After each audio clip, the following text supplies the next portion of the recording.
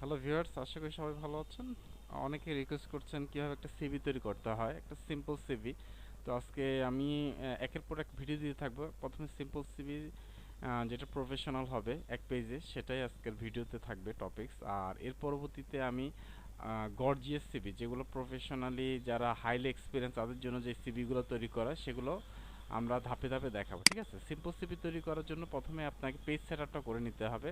দেখুন কিভাবে আমি পেজ সেটআপটা করি। তো আপনি পেজ লেআউটে চলে যাবেন। পেজ লেআউটে গিয়ে সাইজ, ঠিক আছে, আপনি যেই পেজটা নেবেন সেটা হচ্ছে এফোর সাইজের পেজ হতে হবে, অবশ্যই এফোর সাইজের পেজ। ওকে, এখানে গেলেন। তবে ওরিয়েন্টেশন অবশ্যই পোর্ট্রেট, অর্থাৎ লম্বালম্বিভাবে যেটা থাকে পোর্ট্রেট থাকতে হবে। অ্যান্ড মার্জিনটা খুব গুরুত্বপূর্ণ। ঠিক আছে, মার্জিনে গিয়ে আপনি চলে যাবেন, কাস্টম মার্জিনে চলে যাবেন। কাস্টম মার্জিনে ক্লিক করলেন। আপনি টপে আপনি হ্যাঁ, টপে আপনি এখানে 0.8 রাখতে পারেন। ঠিক আছে, বটমে 0.5 রাখলেই হবে। আর রাইটেও 0.5 রাখলেই হবে। আর লেফট একটু বেশি লাগবে, কারণ লেফটে অনেক সময় পিন আপ করতে হয়। ঠিক আছে, বা আপনি কোথাও সিভি দিলেন, তখন তারা কি তাদের যেই বই আছে, তারা সংরক্ষণ করে রাখবে স্টাপলার করে। তো রাইটে 1 রাখবেন। ঠিক আছে, তো ওকে করে দিবেন। ওকে করে দেওয়ার পর আপনি হোমে চলে আসবেন। আমাকে এটা টাইম নির্ধারণ করতে হবে। অবশ্যই আপনি যখন জবের জন্য বা প্রফেশনাল কাজের জন্য অবশ্যই টাইম নিউ রহমানে করতে হবে। ঠিক আছে, টাইম নিউ রহমান। ওকে, টাইম নিউ রহমান করলেন। আমি আমার সাইজটা প্রথমে আমি এটা উপরে যে হেডিংটা আমি এটা করলাম। আজকালকার সিভিতে একটা গুরুত্বপূর্ণ বিষয়, আপনি কিন্তু আগে যেমন কারিকুলাম ভাইটা বা এই ধরনের কিছু আছে সেটা লিখবেন না। আপনি লিখবেন যে একটু smartly resume, R S U M E, resume of, resume of. ঠিক আছে, তারপরে এটাকে মিডলে দিয়ে দিবেন।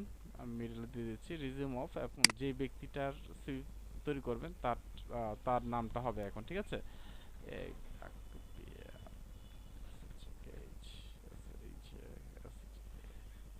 হ্যাঁ, তার নাম হচ্ছে আকবর শেখ। তারপর এখানে দেখেন একটা গ্যাপ, প্রতিটার লাইনে একটা গ্যাপ আছে বেশি। ঠিক আছে, আমি সিলেক্ট করব। সিলেক্ট করে আপনারা অনেকেই জানেন, তারপর আমি দেখাচ্ছি। এইখানে এখানে চেঞ্জ, এখানে না, আপনার অপশনটা হবে হচ্ছে এইখানে।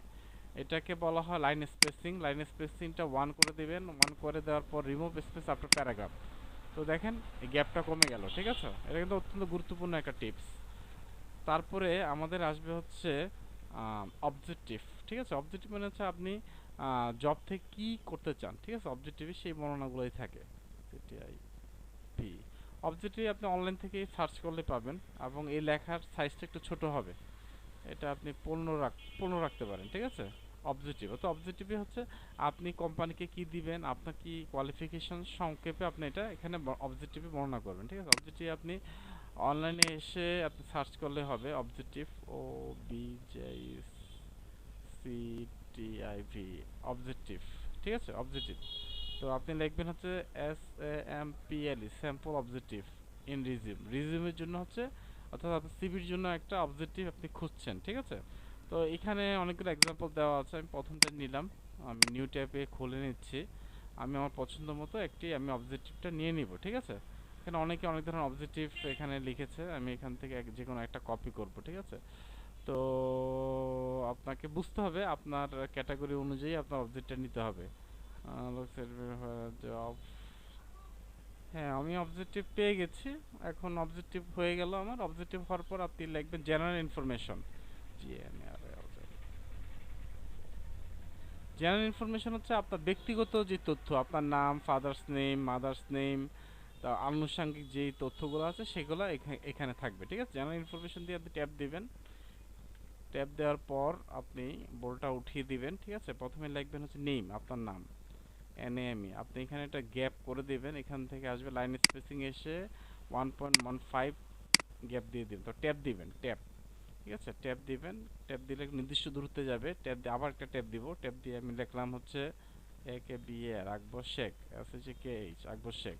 ওকে, নেম গেল। ঠিক আছে, নেমের পরে গেল father's name, FATHER, father's name. Father's name লিখবেন KRIM, করিম শেখ, SHK করিম শেখ। ঠিক আছে, mother's name, father's name S যুক্ত হয়। ঠিক আছে, apostrophe S, mother's name. Mother's name লিখবেন।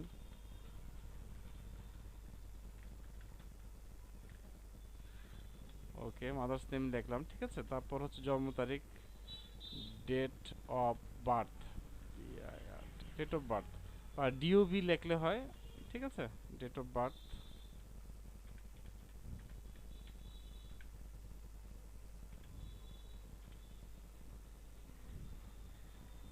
ডেট অফ বার্থ দিলেন, ঠিক আছে। ডেট অফ বার্থ দেওয়ার পর আপনি দিবেন হচ্ছে প্রেজেন্ট অ্যাড্রেস, প্রেজেন্ট অ্যাড্রেস, ঠিক আছে। প্রেজেন্ট অ্যাড্রেস দিব আমি।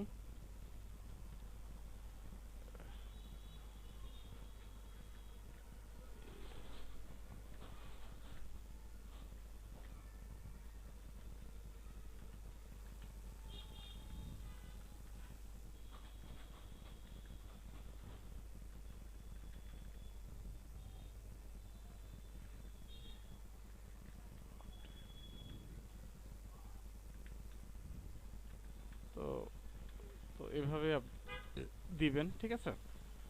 প্রেজেন্ট অ্যাড্রেস যদি আপনার পার্মানেন্ট অ্যাড্রেস থেকে থাকে সেখানে পার্মানেন্ট অ্যাড্রেস দিবেন। পার্মানেন্ট অ্যাড্রেস, পার্মানেন্ট অ্যাড্রেস, এটা ওটি আর ই ডবল পার্মানেন্ট অ্যাড্রেস। ওকে, পার্মানেন্ট অ্যাড্রেসটা দিবেন হচ্ছে ব্লেস,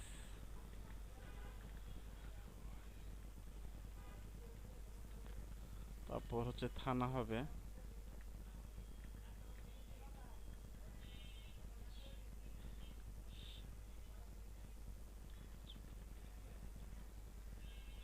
তারপর হচ্ছে পোস্ট অফিস,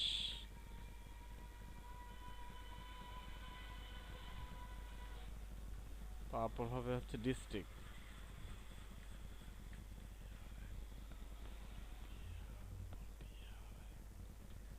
ঠিক আছে। আচ্ছা, দিলেন আপনি। তারপর হচ্ছে মোবাইল নাম্বার আসবে আপনার, মোবাইল নাম্বার ট্যাপ দিয়ে করবেন। ট্যাপ দিয়ে হলে নির্দিষ্ট দূরত্বে যাবে, আর অনেকে স্পেসটাকে ঠেলা দিয়ে করে, এটা কিন্তু ঠিক না, ঠিক আছে। তো আমি উজ্জ্ব রাখলাম, ঠিক আছে। পারমানেন্ট ন্যাশনালিটি, ন্যাশনালিটি, ন্যাশনালিটি হচ্ছে কি আমরা বাংলাদেশি, বাংলাদেশি, ঠিক আছে। তারপর হচ্ছে সেক্স, অর্থাৎ আপনি মেল অথবা ফিমেল, আপনি ছেলে নাকি মেয়ে সেটাই বোঝাচ্ছে। ওকে, তারপর হচ্ছে ম্যারিটাল স্ট্যাটাস, আপনি সিঙ্গেল অর্থাৎ আপনি বিবাহিত নাকি অবিবাহিত সেটা লিখতে হবে।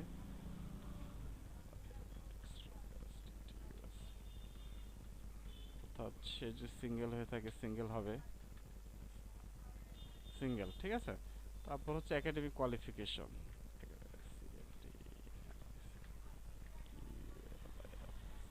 একাডেমিক কোয়ালিফিকেশনটা দিবেন এর পরবর্তীতে।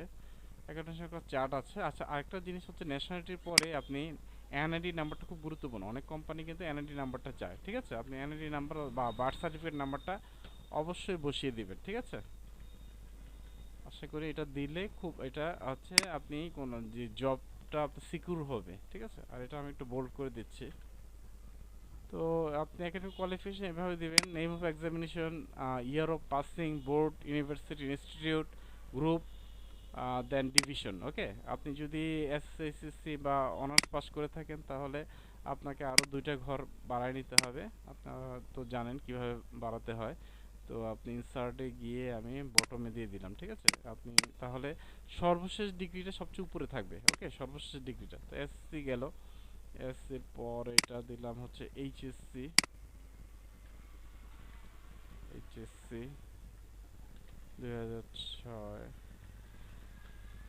ঢাকা বোর্ড, এটা হিউম্যানিটিসে হবে, অ্যান্ড দেন 3.89। ওকে, তো যদি আপনি বিএ পাস করে থাকেন তাহলে বিএ দিলবেন। ইয়ার অফ পাসিং যদি হয় তাহলে 2000, সাপোজ ধরুন 11 দিলেন। ন্যাশনাল ইউনিভার্সিটি, এনইউ দিতে পারেন, পুরোটাও দিতে পারেন, ঠিক আছে।